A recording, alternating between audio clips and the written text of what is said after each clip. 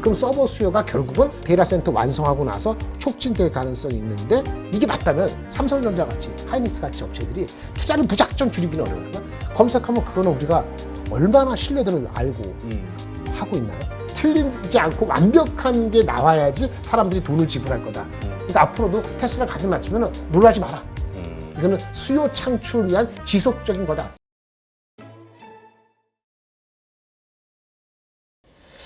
그 다음에는 좀 정리를 해드릴게요. 아까 그 챗봇하고도 관련되는데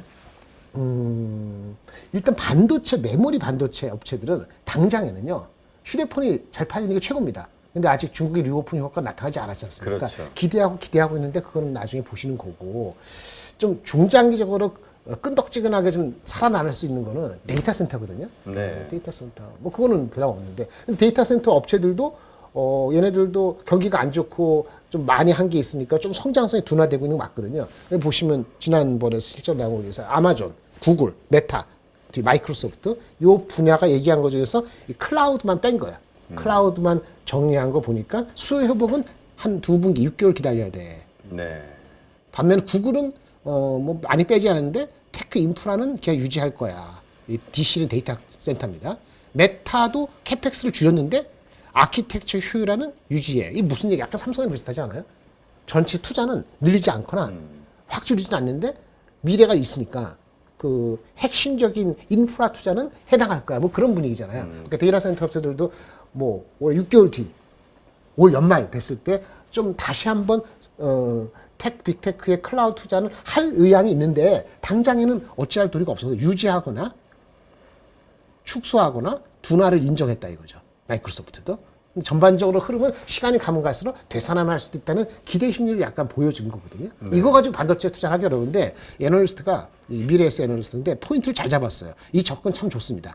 틀리든 맞든 이런 접근은 좋아요.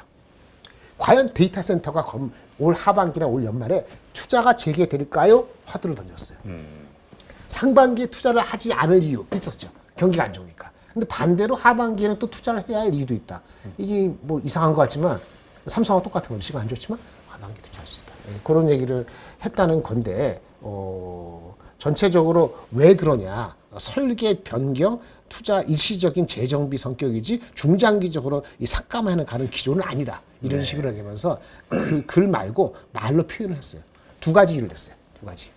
데이터 센터가 계속 투자를 안 하기에는 기존에 투자한 게 워낙 많고 이것들이 노후화돼서 이젠 교체를 해야 된다. 그걸 기다릴 수 없다. 이런 얘기를 한 거예요. 데이터 센터가 아마존 같은 경우에 내용 연수를 5년간 늘리면서 여기 보시면은 이게 많이 늘었어요. 그래서 5년 차 데이터 센터 해놓고 나서 6년 차에 접어든 세 번째 노후된 서버의 비중이 증가가 많이 되고 있다. 그러니 이것을 무작정 경기 안 좋다고 미룰 수는 없다. 이게 핵심 포인트예요. 그럴 것 같지 않습니까? 그렇죠. 그리고 이게 연장하면은 그럼 오래 쓰는 거 아니야 이렇게 생각할 수 있잖아요. 3년 하던가 4년, 5년 했으니까. 근데 연장을 내용 연수, 즉 수명을 연장해서 더 끌고 가겠다는 그런 그 데이터 센터 안에 서버는 AI가 아닌 것에 한정시켰어요. 그러니까 AI의 서버는 연장하기가 쉽지가 않다. 지금 AI 하는데 그러면 향후에 되면은 AI용 들어가는 서버는부터는 투자를 재개할 수 있다, 해야 된다 이런 의미를 담고 있다는 그런 포인트를 집어서 그 최근에 작년 재작년에 투자한 게 있는데 올해부터는 교체 수요가 하반기에는 나타날 수가 있다. 이게 뭐 엄청났다는 게 아니고 투자가 계속 연말까지 줄지 않는다. 이런 희망을 가져보려고 미래에셋의 반도체 애널리스트가 희망을 좀 줬습니다. 근데 이 흐름에 대해서는 논리적인 거는 그래요. 그런 접근 좋아. 왜냐면 제가 애널리스트 하면서 반도체에서 이런 식으로 접근하는 사람은 처음 봤거든요. 그래서 이 리포트를 한번 읽어볼 만할 것 같아요. 애널리스트 펀드 매니저 많이 부를 것 같은데. 네. 그래서 데이터 센터가 노후돼서 뭐 올해 경기도 안 좋아서 줄였어. 하지만 핵심적인 AI 쪽은 늘어날 수밖에 없어. 그렇죠? 그런데 그것이 올해 여름일지 가을일지 겨울일지 모르지만 다시 들어와야 돼. 마치 삼성전자처럼 그렇게 본다면 그냥 반도체가 바닥은 쳤구나. 이 정도에 대한 믿음. 이게 시장에 서버에 대한 반도체에 대한 이전도가 한 35%거든요. 네. 그러니까 휴대폰이나 PC보다 더 높으니까 이거에 대한 거는 우리가 좀 기대해 볼 수 있다. 이렇게 말씀을 드릴 수 있겠죠. 그 첫 번째, 아까 노후됐다? 무작정 늘릴 수 없다. 이게 첫 번째 포인트고. 그렇죠. 또 하나는 이전에 투자한 게 많아요. 그러니까 잠깐 쉬어도 이렇게 이전에 지금 투자해가지고 아직 건설 중인 게 있거든. 건설 중인 자산이 있잖아요. 그러니까 메타가 뭐 투자했는데 PP라는 게 뭐 건설 중인 자산, 전체 자산 중에서 건설 중인 자산이 한 25%예요. 무슨 얘기냐? 건설 중인 자산의 상당 부분이 데이터 센터일 텐데 이게 완공이 올해 언제 이루어지겠죠? 데이터 센터 다 이렇게 구축하고 나서 서버로 막 들어올 거 아니에요. 그럼 서버 수요가 결국은 데이터 센터 완성하고 나서 촉진될 가능성이 있는데 그것이 아마도 DC가 데이터 센터가 완성된 이후에 대규모 서버가 구매 후행될 가능성이 있다. 이 얘기는 올 하반기 끝쪽에 갈수록 기진행 중인 많은 프로젝트에 어쩔 수 없이 따라오는 그렇죠? 서버 수요가 있을 수밖에 없다. 이렇게 얘기를 하는 거죠. 그러면 이게 맞다면 삼성전자 같이 하이닉스 같이 업체들이 투자를 무작정 줄이기는 어려워요. 예. 그 준비하는 거죠.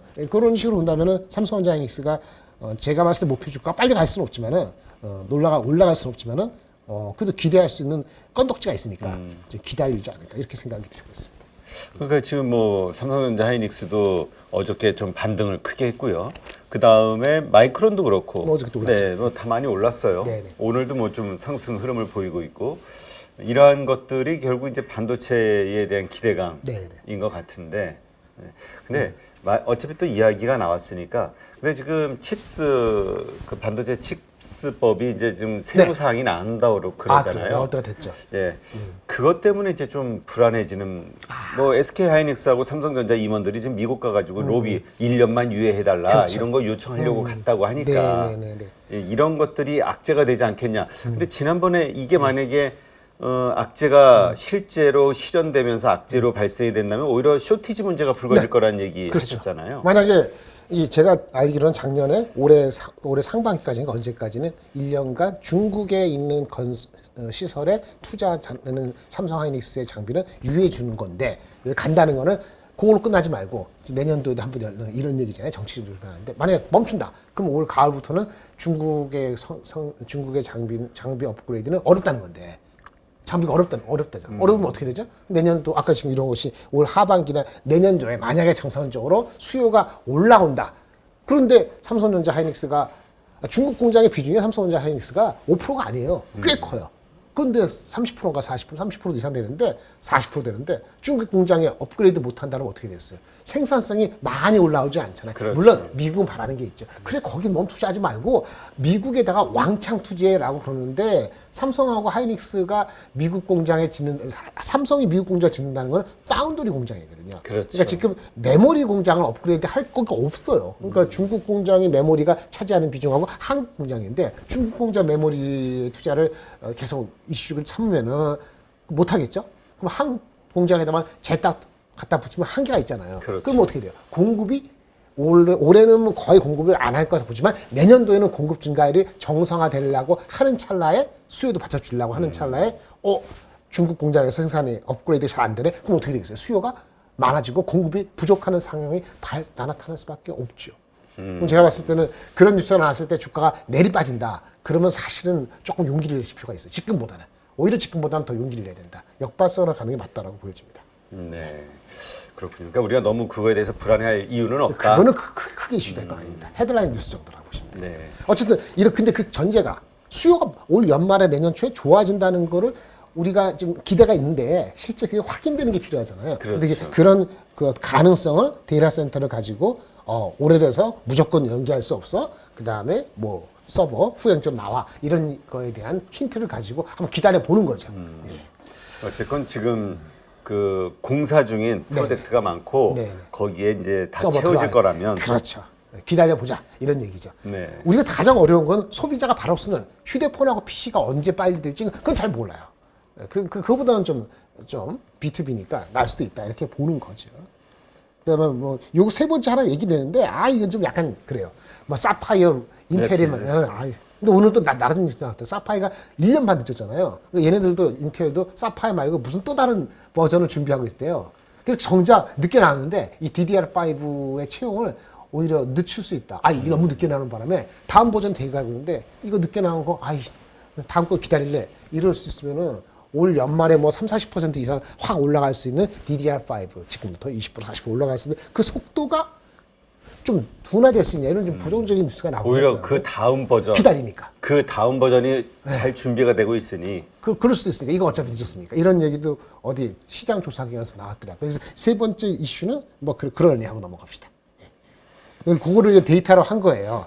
아마존의 전체 유형 자산, 건설 중인 자산 포함해서 이렇게 증가되고 있는데 내용 연수해서 이게 끝까지 갈 수 없다. 그러면 결국은 이게 숫자로 온다 그런 얘기고 구글 같은 경우도 건설 중인 자산의 추이가 전체에 보시면 이게 계속 올라오고 있잖아요, 그렇죠? 이건 언젠가 완성돼야 되는데 올 연말이나 완성되면은 거기 채울 서버는 필요하다. 뭐 이런 얘기를 하는 거죠.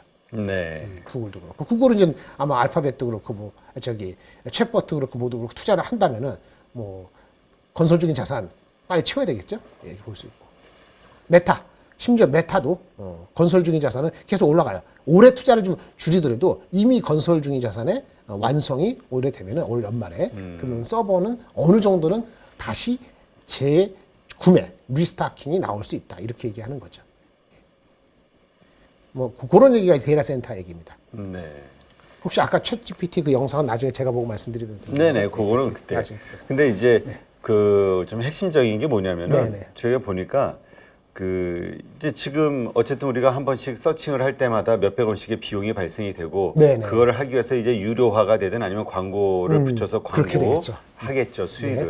수익을 얻는데 일단 첫 번째 그 좀 이게 전문적인 우리가 네. 돈을 유료화로 한다는 거는 내가 전문적으로 뭔가 돈을 그 지불해도 얻을 수 있는 이익이 이익이 있다라는 있는 거죠. 정확도의 문제가 필요한데. 정확도의 문제. 예.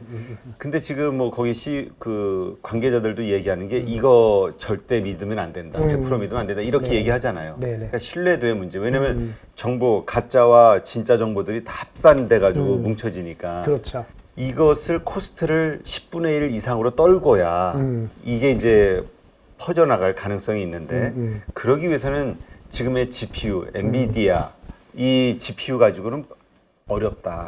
이게 전문적인 AI 전문 반도체가 나와야 된다. 네네. 이 얘기거든요.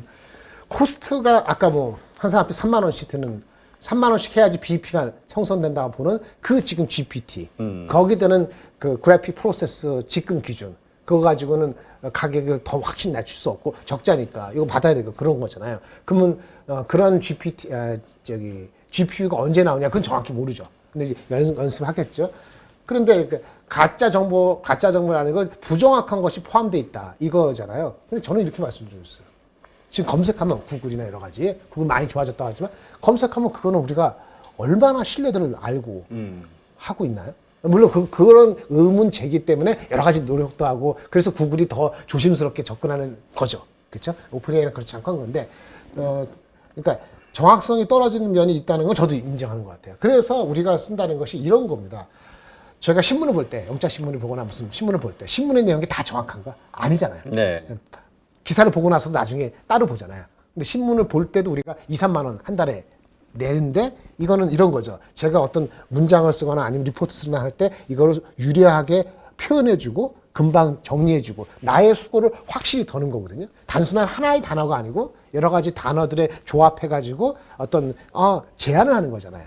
그러니까 어디 여행 갈 때 여행 동선을 그려줘. 이런 것도 그건 너무 시시한가요? 예를 들어서 제가 어떤 거 주제에 대한 리포트 쓰는데 이런 히스토리에 대해서 좀 정리해줘. 그럼 그거 제가 찾으려면 시간이 걸리잖아요. 그런 유혹이 아니고 필요가 있는 사람들은 대학생이나 초기에 회사거나 아니면 정보를 필요로 한 대표님이나 이런 분들이 사람에만 의지하는 게 아니고 그런 걸 요청할 수 있죠. 물론 그것이 다 믿는 건 아니죠. 그래서 그런 수요가 한 3만 원, 2만 원, 3만 원 되면은 아마 있을 수 있다라고 보는 거고 그것이 얼마나 빨리 1억 명, 2억 명 될지는 저번에 말씀드린 것처럼 쉽지 않을 수도 있겠지만 포텐셜은 있고 최소한 이미 관심을 보인 사람이 1,000만 명 이상이라는 거는 어느 정도의 유료화로 되는 속도는 보일 것이다. 이렇게 보는 거죠. 그러니까 틀리지 않고 완벽한 게 나와야지 사람들이 돈을 지불할 거다.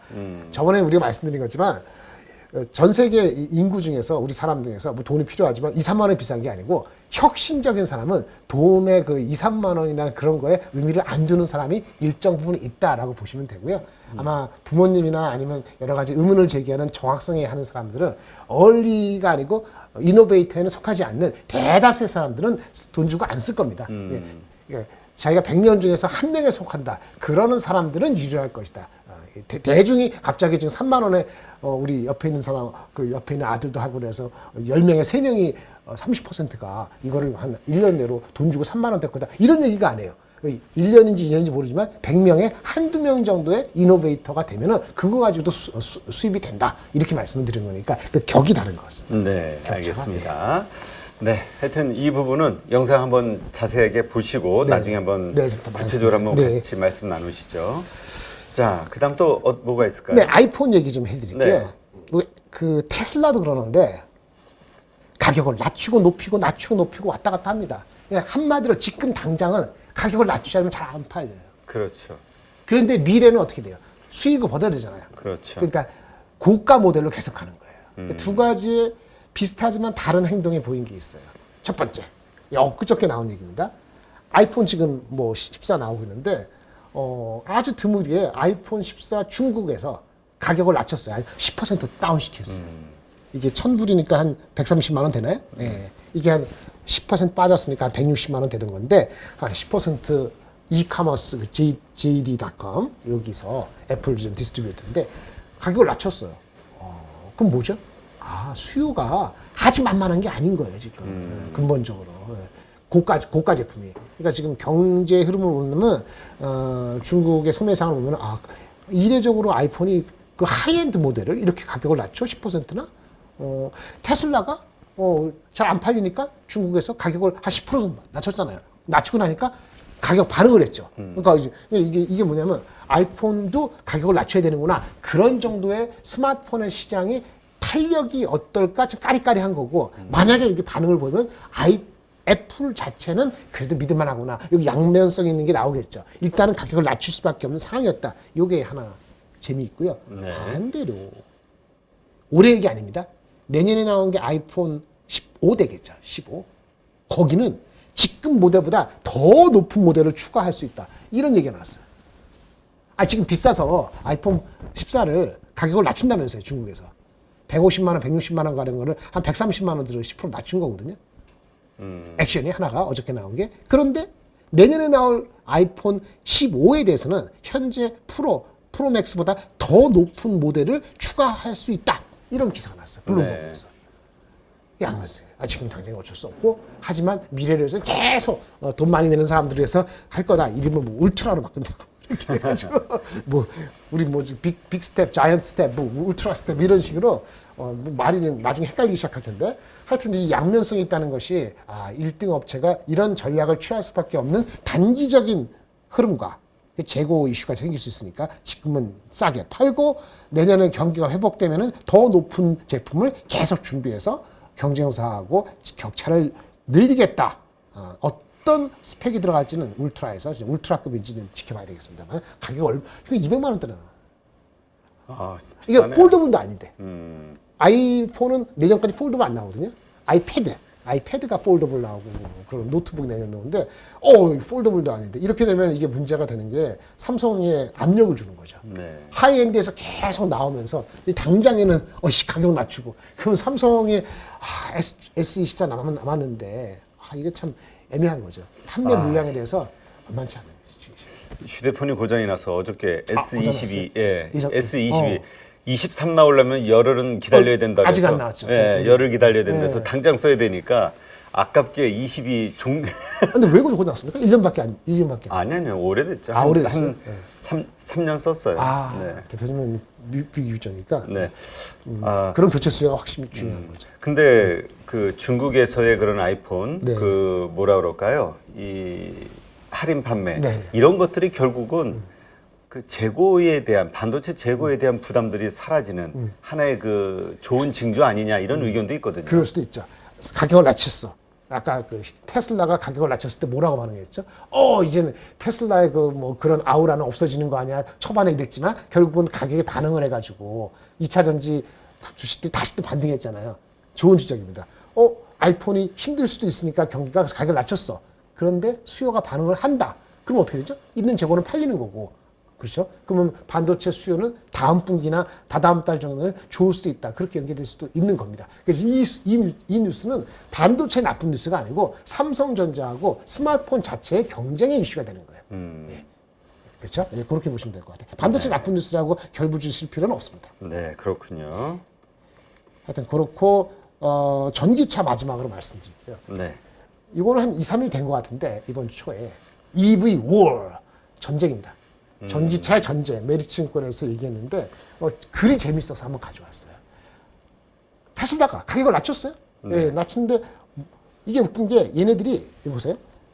12년 전하고 매출 원가율 이게 무슨 얘기냐면은 그 원가가 개선되잖아요. 네. 매년. 그 개선되는데 매출 이익률이 계속 그 높아지지가 않은 이유는 뭐냐면은 가격을 계속 낮추거나 수익성보다는 지속적으로 수요 창출과 판매 극대화를 해서 앞으로도 원가의 개선 효과가 있으면 바로바로 가격 인하로 계속 반영시키겠다. 그런 뜻으로 해석을 한 거예요. 테슬라 이런 형태를. 그러니까 앞으로도 테슬라 가격 낮추면 놀라지 마라. 이거는 수요 창출을 위한 지속적인 거다. 이런 코멘트를 자신 있게 했더라고요. 그렇죠. 왜냐면 이번에 했다라는 게 안 좋아서 한 거잖아요. 그렇죠. 재고가 많아 안 팔려서 하는 거야라는 건데 앞으로는 그런 이유만이 아니더라도 그렇지.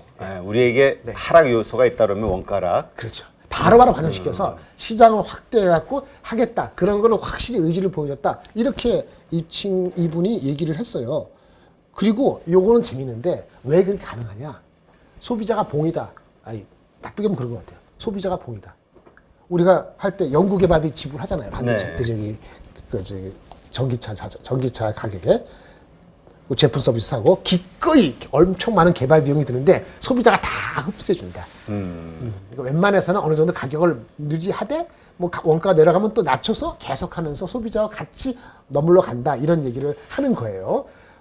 이 얘기를 하고 마지막인데 소비자 공동 개발 효과라는 것이 뭐냐면 연구 개발비 매출 비중은 가파르게 하락하고 소비자의 우리 신뢰를 바탕으로 해가지고 누적 판매되면 원가 낮추고 계속 간다 이런 얘기예요. 그리고 중요한 거 이게 그 자율주행차로 가는 방법이 딥러닝인데 엔지니어가 사실 적습니다. 이 머리 숫자는 이 폭스바겐인데 폭스바겐은 그 딥러닝 개발할 때 6,000명이 달라들고 있는데 테슬라는 그 관련된 엔진은 800명 고작. 근데 이분은 양보다 질이다. 여기서 나오는 것이 지금 이렇게 폭스바겐보다 앞서간다면은 우리가 그걸 높게 사야지 느리다고 계속 뭐라 그럴 게 아니다.